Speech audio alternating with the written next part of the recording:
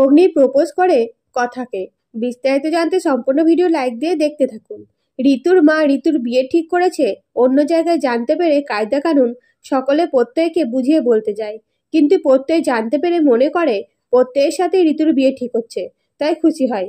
আর যখন কথা বলে ঋতুর বিয়ে অন্য কারোর সাথে ঠিক হচ্ছে, তখন প্রত্যয় কি করবে বুঝতে না পেরে কাঁদতে থাকে।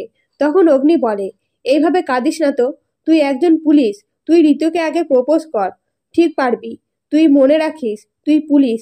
এই কথা শুনে প্রত্যয় পুলিশের পোশাক পরে ঋতুকে প্রপোজ করতে গেলে সকলে বাধা দেয় আর বলে, তুই এই পোশাকে প্রপোজ করতে যাচ্ছিস? তখন আক্কি বলে, সি বিচে নিয়ে যা, সেখানে তো আমি প্রপোজ করেছিলাম। তখন প্রত্যয় সি বিচের কথা বলতে বলতে বাড়ি থেকে বেরোতে গেলে তিমির এসে বলে, সি বিচে যাচ্ছি, বাবাতে জানিয়ে আসি। তখন কায়দা কানুন তিমিরকে সবটা জানায়।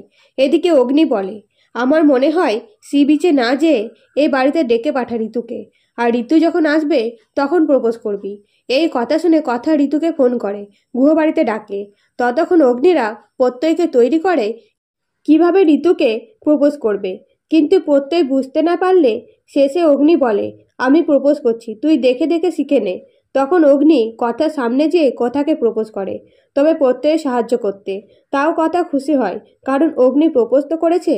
তো বন্ধুরা, প্রত্যয় ও ঋতু সম্পর্ক ঠিক করতে গিয়ে কি কথা ও অগ্নি আবার এক হবে?